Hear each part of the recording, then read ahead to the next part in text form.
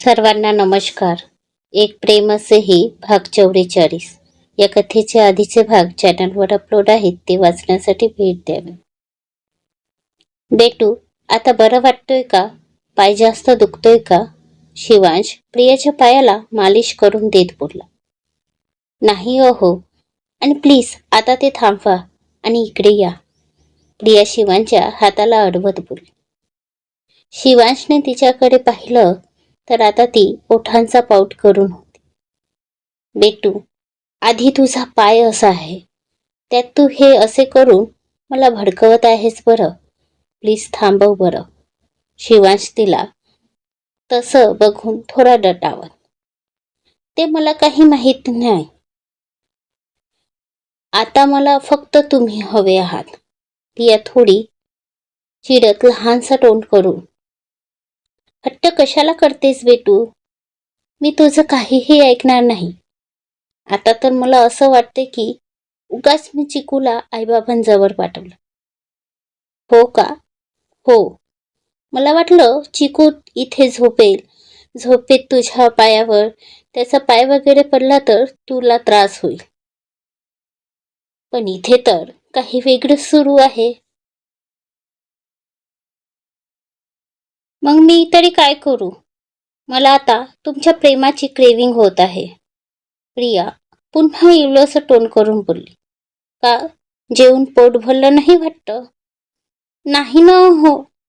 प्रिया आपले हात पसरवत बोल. बेटू, काय चाललं तुझं? आज माझी बेटू इतकी हट्टी का वागते? असं वाटते की तुझ्या पायाला लागलंय, पण त्याचा परिणाम माझ्या बेटूच्या या छोट्याशा डोक्यावर झाला आहे. शिवांश प्रियाजवळ सरकत तिच्या डोक्यावर हात लावत बोलला.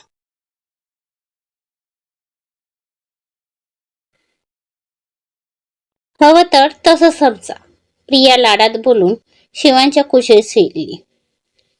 तशी शिवांच्या ओठांवर स्माईल आली आणि त्याने प्रियाला आपल्या मिठीत घेतली. बदमाश बेटू. शिवांश प्रियाचे नाक ओढत बोलला. काही वेळ दोघेही फक्त एकमेकांच्या मिठीत हरवले होते.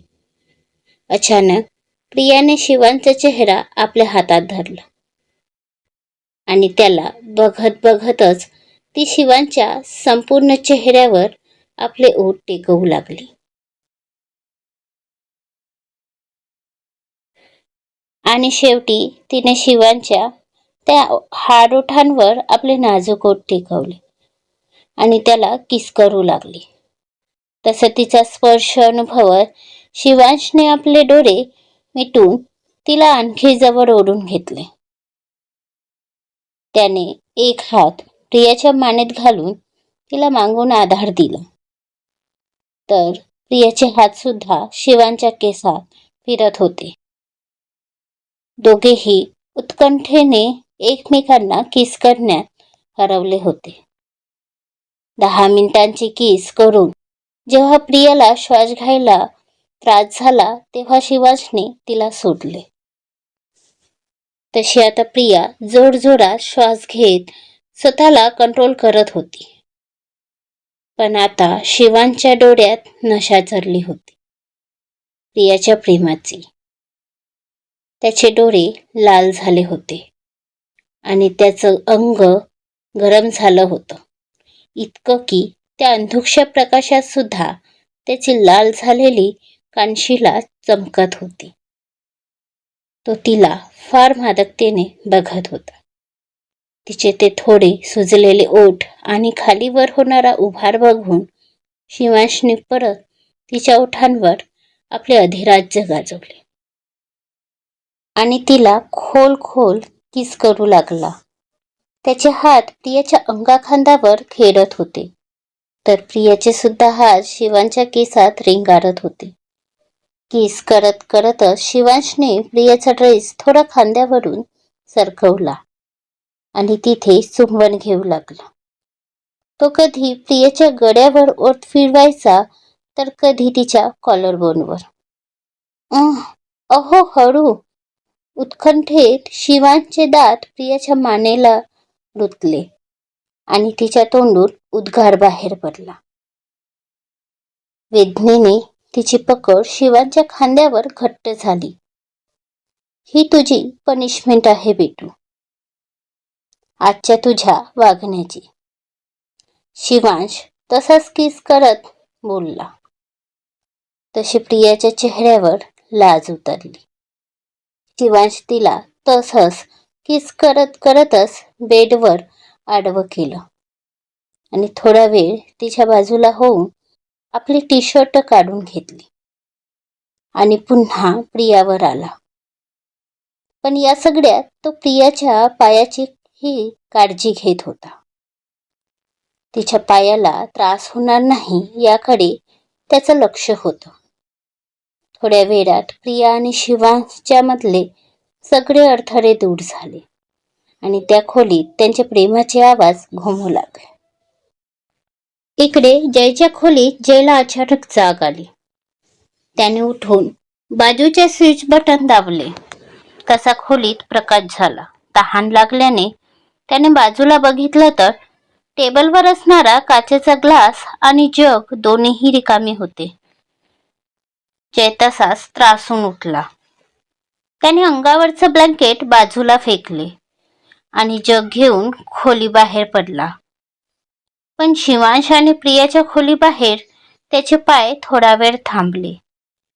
त्याने एक नजर त्या बंद दाराकडे गेली. ते दोघे एकत्र असतील का? त्यांचं नातं समोर गेलं असेल का? ते दोघे आता काय करत असतील? असे विचार त्याच्या डोक्यात येऊन त्याला डिवचून गेले. शेवटी एक सुस्कारा सोडत तो खाली निघून गेला. दुसऱ्या दिवशी शिवांश नेहमीप्रमाणे आपल्या जिमसाठी निघून गेला. जाताना त्याने फक्त दार लोटून घेतले होते. आज दोघेही मायलेक एकमेकांना बिलगून झोपले होते. तितक्यात खोली जवळून जाणाऱ्या जयची नजर दारावर पडली. फक्त लोटून असल्याने ते दार त्याला उघडे दिसले. जयला आता स्वतःला थांबविणे कठीण झाले. त्याला प्रिया आणि शिवांच्या नात्याबद्दल जाणून घ्यायची उत्सुकता शिगेला पोहोचली आणि त्याने हळूच आवाज न करता दार थोडा उघडला. तर त्याची नजर आत बेडवर झोपलेल्या प्रिया आणि चिकूवर गेली. आता प्रियाचा चेहरा त्याच्या समोर होता. तिचे ते थोडे विस्कटलेले केस आणि तो झोपेतला निरागस चेहरा, ज्यात कुठलाही मेकअप नसताना देखील त्याला खूप सुंदर भासला. आणि त्याच्या डोळ्यात चमक आली, कारण झोपेत प्रिया खरंच खूप गोड दिसायची, एखाद्या राजकुमारीसारखी. त्यात भर घालायला तिची नैसर्गिक सुंदरता होतीच. चिकू प्रियाला बिलगून असल्याने तिचं पूर्ण शरीर जयला दिसलं नाही. त्यात तिच्या अंगावर ब्लँकेट सुद्धा होती. पण तिचा तो सुंदर चेहरा बघूनच जयला त्याची सकाळ गोड झाल्यासारखी वाटली. थोडा वेळ तिच्या सुंदर चेहऱ्याचे दर्शन घेऊन जय बाहेर जायला वळला तर त्याची टक्कर आत येणाऱ्या शिवांशसोबत झाली. शिवांशला अचानक आलेलं बघून त्याला थोडी धडकी भरली, पण त्याने लगेच स्वतःला सावरलं. जय, तू इथे यावेळी? शिवांश जयला सकाळी सकाळी आपल्या खोलीत बघून विचारलं. ते दादा, चिकूला बघायला आलो होतो. जय चिकूवर कमी प्रियावर आपली नजर टाकत बोलला. पुन्हा असं खोलीत येत जाऊ नकोस. आता खोलीत तुझी वहिनी सुद्धा असते. पण मी आधीही असाच येत होतो दादा. आधीची गोष्ट वेगळी होती. आता खोलीत मी आणि चिकू बरोबर प्रिया सुद्धा असते. तुला असं खोलीत बघून तिला अवघडलेलं वाटेल. सो प्लीज नेक्स्ट टाइम लक्षात असू दे. शिवांश जयवर नजर रोखत म्हणाला. तसा जय निघून गेला. शिवांश थोडा वेळ जयला पाठमोरं बघत राहिला. नंतर शिवांशने दारातून लावून घेतलं आणि तो प्रिया आणि चिकूवर नजर टाकत वॉशरूममध्ये निघून गेला. आंघोळ करताना सुद्धा त्याच्या डोक्यात जयच्या वागण्याचे विचार चालू होते. आल्यापासून तो बघत होता त्याचं वागणं, प्रियावर असणारी त्याची नजर. पण काही केल्या तो शिवांशचा धाकटा भाऊ होता. म्हणून त्याच्यावर सरळ संशय सुद्धा घेऊ शकत नव्हता तो. आता फक्त त्याला तो जो विचार करत आहे तो चुकीचा असू दे इतकंच वाटत होतं. विचार करतच शिवांशने शॉवर घेतला आणि तो वॉशरूम मधून बाहेर आला.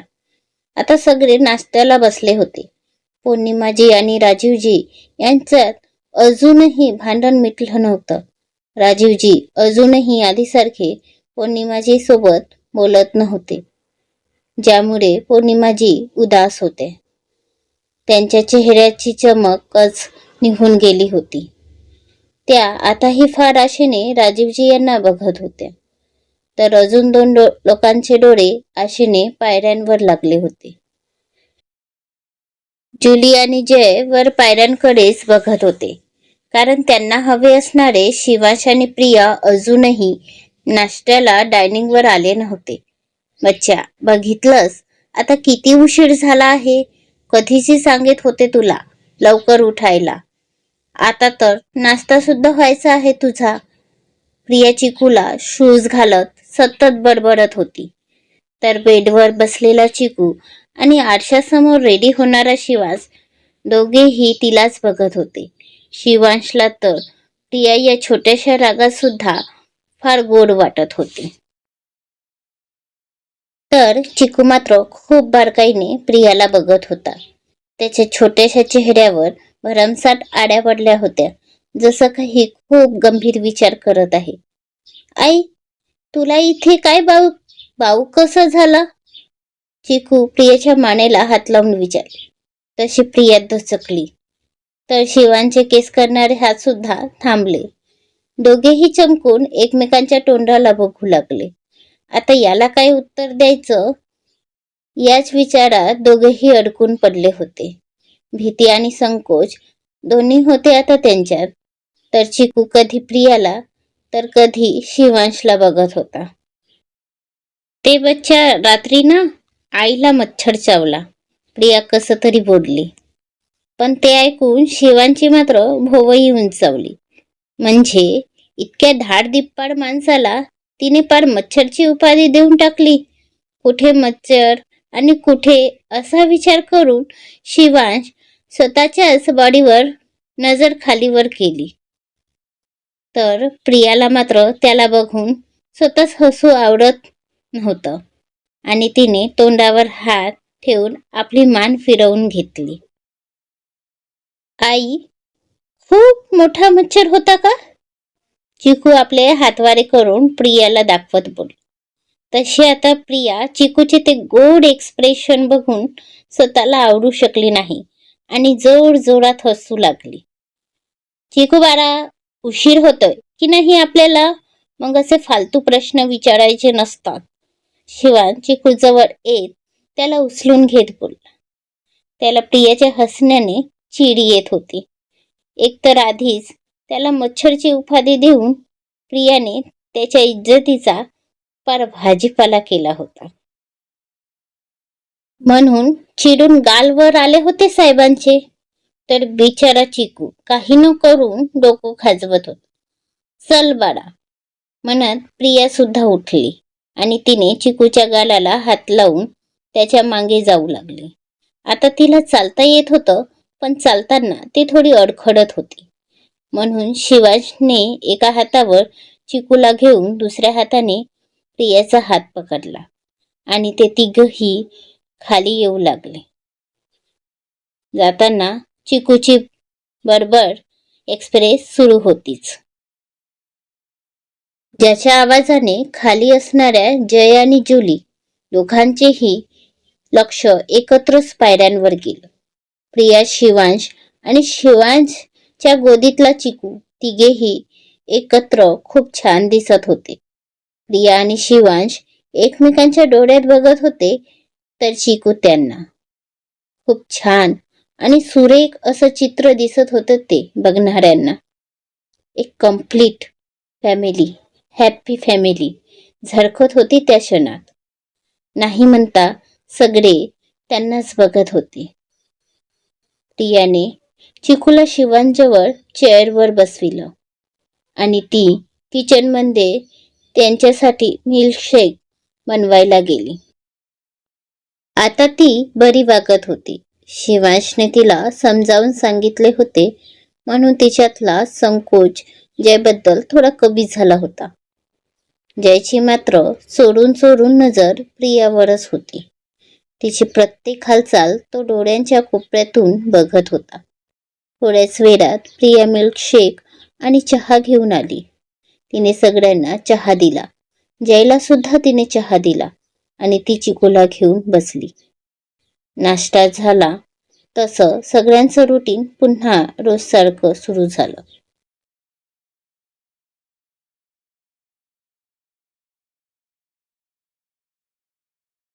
शिवांश, प्रिया आणि चिकू आता गाडीजवळ होते आणि शिवांश प्रियाला बाय करून निघणार होता.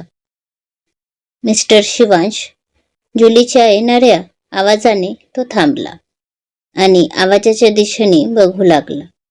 तर जुली धावत पडत आतून आपली बॅग खांद्यावर घेऊन येत होती. मिस्टर शिवांश, तुम्ही मला लिफ्ट देऊ शकता का? जुली बोलली. तसं शिवांश तिला डोळे बारीक करून बघू लागला. प्रिया सुद्धा तिला चमकून पाहू लागली. ओ, ते काय आहे ना मिस्टर शिवांश, तुम्ही सुद्धा ऑफिसला जात आहात आणि मी सुद्धा. मग वेगळी कॅब घेऊन जाण्यापेक्षा लिफ्ट घेतलेली बरी, नाही का? जुली थोडी हसत बोलली. पण शिवांशचे भाव तसेच राहिले. प्रियाने फक्त हलकं स्मित करत तिला बघितलं. शिवांशने तिला होकार दर्शविला तशी ती समोर बसायला दार उघडणारच की, मिस जुली तिथे चिकू बसतो, तुम्ही मागे बसा. शिवांश बोलला. पण त्याचं असं डायरेक्ट बोलणं जुलीला मुळीच आवडलं नाही. तिला राग देखील आला, पण तिने तो चेहऱ्यावर दाखवला नाही आणि खोटं खोटं हसत या ऑफकोर्स बोलून मागे बसली. प्रियाने चिकूला समोर पॅसेंजर सीटवर बसवलं, त्याला सीट बेल्ट लावला आणि त्याच्या गालावर दोन्ही बाजूंनी ओठ टेकवले आणि बाहेर निघत दार लावून ती शिवांश समोर आली. ओके बाय बेटू, काळजी घे. शिवांश प्रियाच्या गालाला हात लावत बोलला आणि तिच्या कपाळावर दीर्घ चुंबन घेतलं. पण त्या दोघांचं हे प्रेम बघून जुलीचा मात्र जरफडाट होऊ लागला आणि ती आतल्या आत पेटू लागली. शिवांशने प्रियाला बाय केलं तसं प्रियाने सुद्धा स्मित करतच शिवांशला बाय केले. त्यानंतर शिवांश चिकूला घेऊन निघून गेला. पण बाजूच्या मिररमधून त्याची प्रियावर जाणारी नजर बघून मागे असणारी जुली चरफडत प्रियाला बघू लागली. प्रियाची स्माईल बघून तर तिला आणखी राग येऊ लागला, कारण प्रियाची ती गोड स्माईल तिच्या जखमेवर मीठ सोडायचं काम करत होती. पुढील भाग लवकरच. आजचा भाग कसा वाटला ते कमेंट करून नक्की सांगा आणि भाग आवडल्यास लाईक शेअर करून चॅनलवर सबस्क्राईब करा. प्लीज प्लीज प्लीज मला सपोर्ट करा. धन्यवाद.